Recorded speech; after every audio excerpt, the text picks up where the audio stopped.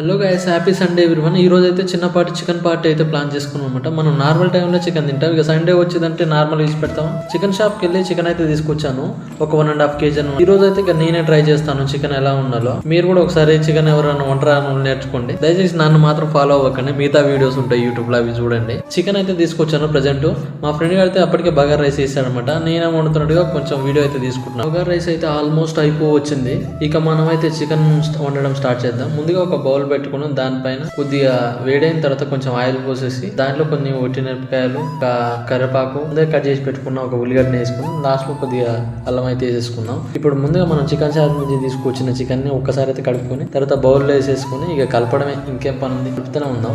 నేనైతే పక్కన యూట్యూబ్ పెట్టుకుని వండుతున్నాను. ఇది నిపుణుల పరీక్షణ జరిగింది, దయచేసి మీరు ఎవరు ఫాలో అవ్వమాకండి. ఉడుకుతుండగా మధ్యలో నేను ఒక టమాటా అయితే కట్ చేసి వేసాను అనమాట. మీరు స్టార్టింగ్ వేసుకోవాలనుకుంటే వేసుకోవచ్చు. ఇక బగార్ రైస్ అయిందేమో చూద్దాం అనుకున్నాను.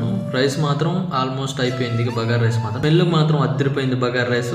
మనం బగార్ రైస్ అయితే ఆల్మోస్ట్ ఒత్తి కూడా తినొచ్చు. ఇక చికెన్ పని అయిపోతే పెట్టుకుంటే లాస్ట్ లో కొద్దిగా కారం అయితే వేసేస్తున్నాను అనమాట. మీరు కావాలనుకుంటే తక్కువ వేసుకోవచ్చు. నేను మాత్రం ఎక్కువ కారం తింటాను కాబట్టి ఎక్కువ వేసాను. మా ఫ్రెండ్ గారు కూడా ఎక్కువనే తింటారు. కారం మీరు ఎంత కావాలనుకుంటే అంత వేసుకోండి.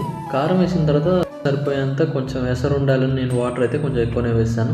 ఇంకా కొద్దిసేపటి ఉడికిన తర్వాత ఫైనల్ గా చికెన్ మసాలా, దాంతో పాటు కొద్దిగా గరం మసాలా అయితే వేసేసుకున్నాను. దాని తర్వాత ఒక 10 నిమిషాలు మళ్ళీ పెట్టేసుకోండి.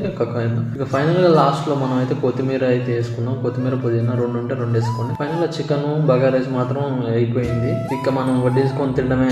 మొత్తానికి అయితే వంట అయితే కంప్లీట్ అయిపోయింది. ఒక 2 లెమన్స్, దాంతో పాటు ఆనియన్స్ కూడా కట్ చేసాం అనమాట. ఇంకేముంది, ఒక్కొక్కలా వడ్డించుకొని తింటూ ఉంటే చికెన్ విత్ బగార్ రైస్ మాత్రం అద్దరిపోతుంది. కాంబినేషన్ మాత్రం హోటల్లో కూడా మోస్ట్లీ ఇదే ఫాలో అవుతున్నారు ఈ మధ్యన. మీరు కూడా ఫ్రెండ్స్ తో ఇలా వీకెండ్ ఎలా ఎంజాయ్ చేస్తారో ఒకసారి కామెంట్ చేయండి. అలాగే మన ఛానల్ కొంచెం సబ్స్క్రైబ్ చేయండి. Thank you so much guys. Next వీడియోలో మళ్ళీ కలుద్దాం. Bye bye.